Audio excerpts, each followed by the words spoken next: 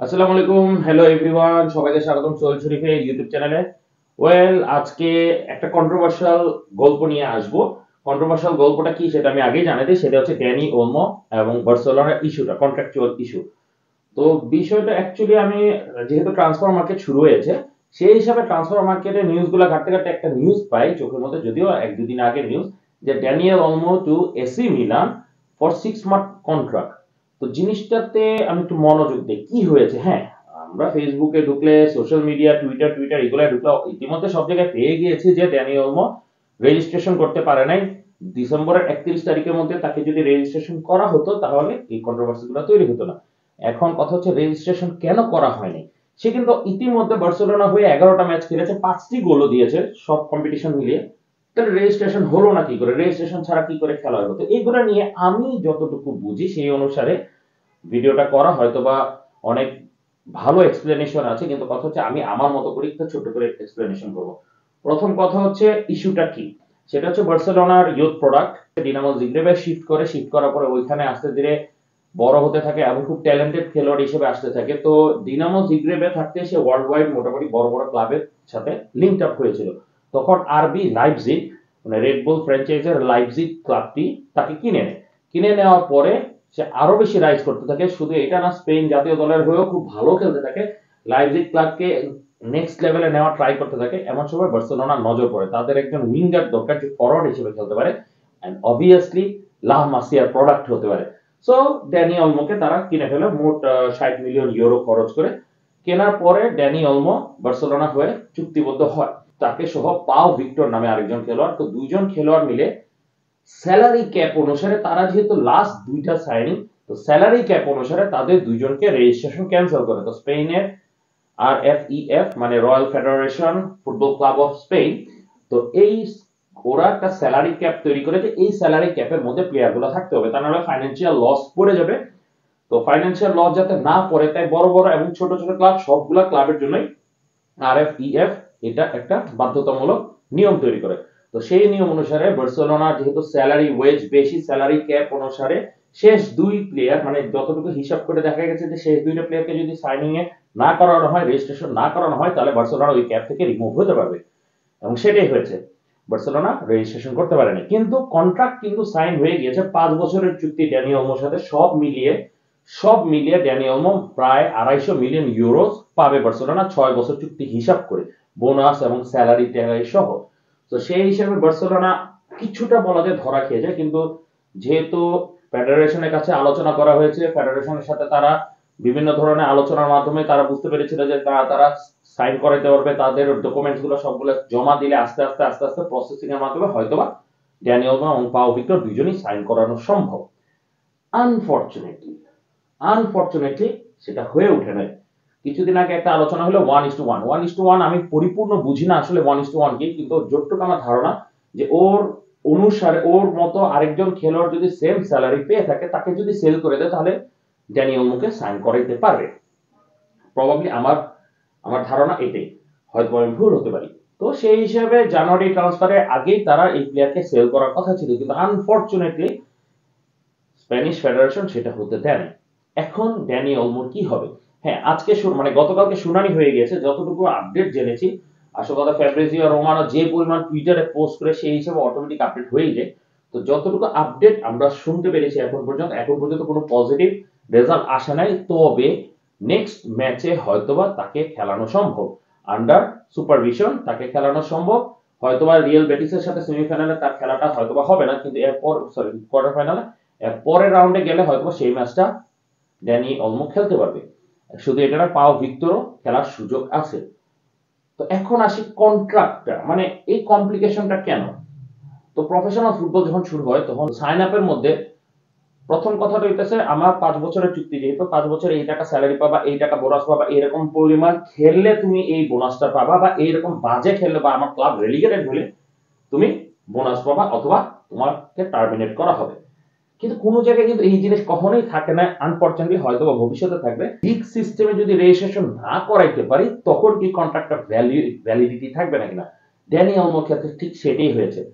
Say according to the rules সে কিন্তু ঠিকই sign up হয়েছে বার্সেলোনার সাথে, সে স্যালারিও পাচ্ছে। এবং শুধু এটা না, স্প্যানিশ লা লিগাতে সে খেলেছে, চ্যাম্পিয়ন্স লিগও সে খেলেছে, বেঞ্চ থেকে উঠে এসে, এবং তার সাথে সে জাতীয় দলের হয়েও খেলেছে। আনফরচুনেটলি এখন যেটা হয়েছে, যেহেতু রেজিস্ট্রেশন করতে পারেনি এবং তখনও রেজিস্ট্রিকৃত ছিল না, অন প্রসেসিং এ যেহেতু ছিল, তো অনুরোধ অনুসারে এই রেজিস্ট্রেশনে খেলা যায়। এখন মনে করেন রেজিস্ট্রেশন হলো না, বার্সেলোনা থেকে সে ফ্রি হয়ে গেল। নো, এখানে আমাদের সবার ধারণা ভুল। বার্সেলোনা থেকে সে কন্ট্রাক্ট ফ্রি হবে না, সে বার্সেলোনা থেকে আর খেলতে পারবে না। বার্সেলোনা যদি তাকে পরবর্তীতে রেজিস্ট্রি করে তাহলে কিন্তু সে বার্সেলোনা হয়ে খেলবে। তো এই 6টা মাস যদি এইবারে তাকে রেজিস্ট্রেশন না করতে পারে, তাহলে আগামী 5 বছর কিন্তু তার বার্সেলোনা কন্ট্রাক্টের মাধ্যমে থাকবে। যেমন কোচ স্যাক করলে কোচরা থেকে যায়, যেমন ঠিক প্রসেসটা সে ওই রকমই, যে তাকে স্যাক করা হয়েছে, সে এখন বসে থাকবে, সে বাসায় বসে বসে স্যালারি পাবে। এবং অলমোস্ট সিচুয়েশনটা এখন ওরকমই, সে মানে ট্রেনিং করে অথবা না খেলে সে স্যালারি পাবে, কারণ প্রফেশনাল চুক্তিতে সে কিন্তু অন্তর্ভুক্ত হয়ে গিয়েছে। এখন আসে জাতীয় দল নিয়ে সমস্যা, যে জাতীয় দলের স্পেন ন্যাশনাল টিমে একটা রুলস আছে, কোন ক্লাবের যদি চুক্তিবদ্ধ না থাকে তাহলে সেই খেলোয়াড়কে খেলানো যাবে না। তো ওই হিসাব করলে ওলমোর জন্য কিন্তু সিচুয়েশনটা খারাপ, কারণ কি সামনে বিভিন্ন টুর্নামেন্ট আছে, ন্যাশনাল লিগ আছে, ওয়ার্ল্ড কাপ কোয়ালিফিকেশন আছে, ইভেন ইউরোপিয়ান কোয়ালিফিকেশন শুরু হয়ে যাবে আগামী বছর থেকে। সো এইসব যদি চিন্তা করেন, তাহলে ড্যানি ওলমোর জন্য কিন্তু খুবই ভয়ঙ্কর একটা সংবাদ। তাই ড্যানি ওলমোর প্রত্যেকদিন খেলাটা জরুরি। এখন কোন একটা ক্লাবের সাথে তার চুক্তিবদ্ধ, যেমন এসি মিলানের কথাটাই ধরি, যে নিউজটা দিয়ে আমি শুরু করেছিলাম। এসি মিলান যে প্ল্যানটা করেছে, লোন না, বার্সেলোনা ক্লাবের হয়ে সে চুক্তিবদ্ধ থাকবে। এসি মিলান যেটা তাকে খেলার জন্য রেজিস্ট্রেশন দিবে, রেজিস্ট্রি পারমিশন দিবে। লা লিগাতে যেহেতু সে রেজিস্ট্রি করতে পারছে না, যেহেতু অন্য একটা ক্লাবের সাথে আছে, তো এসি মিলান সুযোগটা দিচ্ছে যে সে এসি মিলানের হয়ে খেলতে পারবে। 6 মাসের কন্ট্রাক্ট, সেই 6 মাসে এসি মিলান হয়তোবা স্যালারি দিলেও দিতে পারে, না দিলেও দিতে পারে, বার্সেলোনা তার স্যালারি বেয়ার করবে, আর সে হচ্ছে বার্সেলোনার জন্য হয়ে সে এসি মিলানে খেলবে। তো চুক্তিটা কাইন্ড অফ এরকম, যে he is temporarily on loan, এবং বার্সেলোনা যদি সব পেমেন্ট করে, অফিসিয়ালি সে কিন্তু লোন না, সে খেলার জন্য পারমিটেড, কিন্তু সে কিন্তু অফিসিয়ালি এসি মিলানের খেলোয়াড় হিসেবে খেলবে না। তো ওই যে স্প্যানিশ চুক্তিটা, যেটা স্প্যানিশ ন্যাশনাল টিমের যে তথ্যটা, যে কোন ক্লাবের সাথে সংযুক্ত না থাকলে তাকে খেলাবে না, তো ড্যানি ওলমোকে এসি মিলান একটা বাঁচার সুযোগ দিয়ে দিল, যে সে ক্লাবের হয়ে খেলতেছে। হ্যাঁ, সিরিয়াতে শো হবে যে এসি মিলান বার্সেলোনা থেকে প্লেয়ারটা এনে রেজিস্ট্রি করে খেলাচ্ছে, মানে হচ্ছে অন লোন। কিন্তু আবার লা লিগাতে সেই জিনিসটা হবে না, সেটা হচ্ছে কন্ট্রাকচুয়ালি সে লা লিগা কোনো খেলোয়াড় না। তো দুই জায়গায় উইন উইন সিচুয়েশন, অ্যাকচুয়ালি 3 জায়গায় win win situation. AC Milan একটা ভালো প্লেয়ার পাইলো, ড্যানি ওলমো খেলার সুযোগ পাইলো, স্পেন জাতীয় দলের চান্স পাওয়ারও সুযোগ পাইলো। ইনফ্যাক্ট আনফরচুনেট বা ইনফ্যাক্ট বলা যায়, সে চ্যাম্পিয়ন্স লিগ কিন্তু খেলতে পারবে না, বিকজ চ্যাম্পিয়ন্স লিগে বার্সেলোনা হয়ে সে ইতিমধ্যে খেলে ফেলেছে। চ্যাম্পিয়ন্স লিগ বাদ দিল, বার্সেলোনা যদি কোনোভাবে মানে নেক্সট রাউন্ডে যায়, না সরি, না ওই রুলস তো আর এখন নাই, ওই যে ইউরোপা লিগে নেমে যাওয়া, সো ওইটাই, যে চ্যাম্পিয়ন্স লিগে বা কোনো ইউরোপিয়ান কম্পিটিশনে সে খেলতে পারবে না। মনে করেন এসি মিলানে না যাক, আমরা ধরি সে সেকেন্ড টায়ার মানে ইউরোপা লিগের একটা টিমে গেল, সেখানেও কিন্তু সে খেলতে পারবে না, বিকজ সে চ্যাম্পিয়ন্স লিগের হয়ে খেলেছে, বার্সেলোনা হয়ে খেলেছে। সো সে শুধুমাত্র লিগ সিস্টেমে খেলার জন্য, যেহেতু লিগ সিস্টেমে ইন্টারন্যাশনাল কোনো টুর্নামেন্ট না, নিজেদের লিগে যে কোনো প্লেয়ারকে ট্রেন করে আপনি খেলাইতে পারবেন। যেই কারণে বার্সেলোনাতে কিন্তু সে 11টা ম্যাচ খেলে ফেলেছে, কারণ কি সে trained up player, contract player, কিন্তু নট রেজিস্টার্ড প্লেয়ার, কিন্তু বার্সেলোনা খেলা কিন্তু সে খেলেছে। সেম ওয়েতে এসি মিলান তাকে একটা বাঁচার সুযোগ দিচ্ছে, নট অনলি তাকে, বার্সেলোনাকে বাঁচার সুযোগ দিচ্ছে। কেন বার্সেলোনাকে বাঁচানোর সুযোগ দিচ্ছে? এক নম্বর বিষয় হচ্ছে, যদি বার্সেলোনা এখান থেকে তাকে ফ্রি ট্রান্সফারে ছেড়ে দেয়, by the rules of the contract সে রেজিস্ট্রেশন যেহেতু করতে পারছে না, সো তার তো খেলতে হবে, মানে ড্যানি ওলমোর তো খেলতে হবে, নাহলে জাতীয় দলে সে সুযোগ পাবে না। সো বার্সেলোনাকে সে যদি কোর্টে নিয়ে যায়, তাহলে আলটিমেটলি বার্সেলোনা তার 6 বছরের চুক্তির পুরো টাকাটাই তাকে দিতে হবে, উইথাউট এনি কমিশন, মানে কোনো ডিসকাউন্ট ছাড়া টাকাটা দিতে হবে। সো সব টাকা যদি হিসাব করেন, বার্সেলোনা তাকে কেনা, তার জন্য প্রাইস দেওয়া, মানে তার জন্য স্যালারি দেওয়া, বোনাস দেওয়া, সব মিলে 250 মিলিয়ন ইউরোর বেশি কিন্তু হয়ে যায়, বা নিয়ার অ্যাবাউট 250 মিলিয়ন হয়ে যায়। তো এসি মিলান যদি এই সুযোগটা দেয়, ঠিক আছে 6 মাসের জন্য আমার হয়ে খেলো, তোমরা একটা প্লেয়ার সেল করো, তারপর তোমাদেরকে আমরা দিয়ে দেবো, বা 6 মাস পরে অটোমেটিকলি সে বার্সেলোনা হয়ে যাবে, আর এসি মিলানে কিনতে হলে বার্সেলোনার কাছ থেকে কিনে নিবে। এই একটা জিনিস কিন্তু বার্সেলোনার জন্য খুবই ট্রাম্প কার্ড হয়ে দাঁড়াবে। এবং আই থিঙ্ক, আমি যতটুকু বুঝি অনুসারে আমি ভিডিওটা বানাইলাম, আশা করি তিনটা ক্লাব একটা সুন্দর পজিশন তৈরি করতে পারবে। তবে তার থেকেও বেশি আমি আশা করি, কোর্টের রেজাল্ট এখনো যেহেতু পেন্ডিং আছে, কালকে রেজাল্ট দেওয়ার কথা ছিল, এখন পর্যন্ত যতটুকু নিউজ আমরা শুনেছি যে একটা ম্যাচের জন্য সে খেলার সুযোগ পাবে, এবং হিয়ারিংটা নেক্সট সেশনে আবার দেওয়া হবে। নেক্সট সেশনটা কবে এখন পর্যন্ত আমি জানতে পারিনি, তবে আমি আশা করতেছি ড্যানি ওলমোর মতো একটা ট্যালেন্টেড খেলোয়াড়, যে অলরেডি ইতিমধ্যে ইউরো জিতে ড্যানি ওলমোর মতো একটা ট্যালেন্টেড প্লেয়ার ওয়েস্ট হয়ে যাবে, সেই জিনিসটা আসলে আমরা কেউই আশা করব না।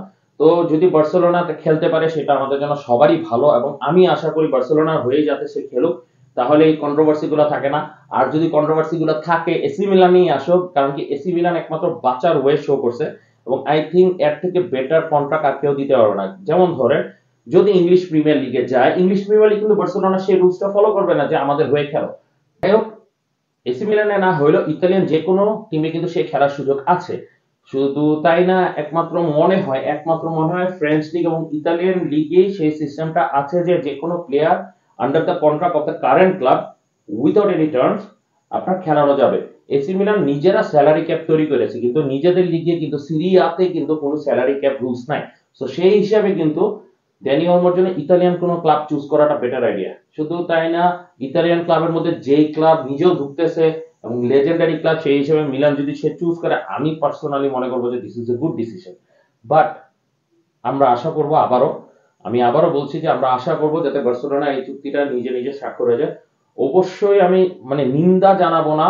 অনেকেই যেমন বলতেছে যে গভর্নমেন্ট ভালো না, রয়্যাল ফেডারেশনটা খুব বাজে কাজ করতেছে। নো, বাজে কাজ না। একটা জিনিস কি, আমরা অনেকগুলা ক্লাব, আমরা যারা এসি মিলান সমর্থক, আমরা কিন্তু নিজেরাই দেখেছি আমাদের ক্লাবটা কিভাবে বিপর্যস্ত অবস্থায় চলে গেছে। Once upon a time we are the titles.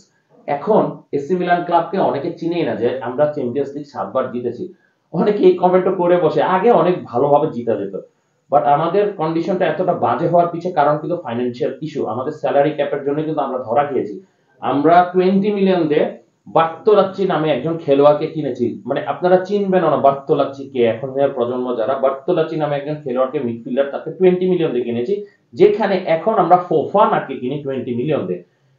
শুধু তাই না, মোরাতার প্রাইস 30 মিলিয়ন। হ্যাঁ, আপনারা দেখবেন কাইসেদো 60, 100, এনজো 100, এইভাবে দেখবেন, কিন্তু আপনারা দেখেন আমরা 20 মিলিয়ন প্লেয়ার কিনে তাকে ডেভেলপ করে 100 মিলিয়ন বানানোর চেষ্টা করতেছি, এবং নট অনলি দ্যাট, আমরা অ্যাকচুয়ালি খারাপ করতেছি না, ভালোই করতেছি।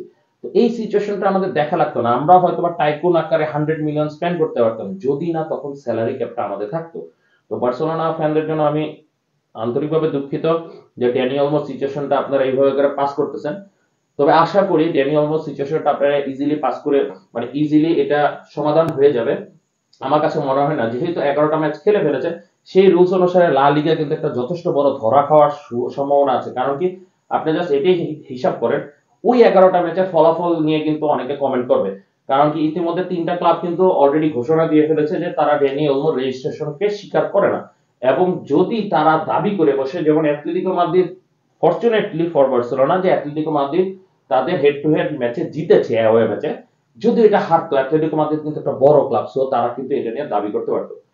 রিয়াল মাদ্রিদের বিরুদ্ধে সম্ভাব্য সে খেলে নাই, যদি খেলে থাকে তাহলে কিন্তু রিয়াল মাদ্রিদও তাকে বাস দেওয়ার চেষ্টা করবে। তো আমি আশা করি দ্রুত সমাধান হয়ে যাক।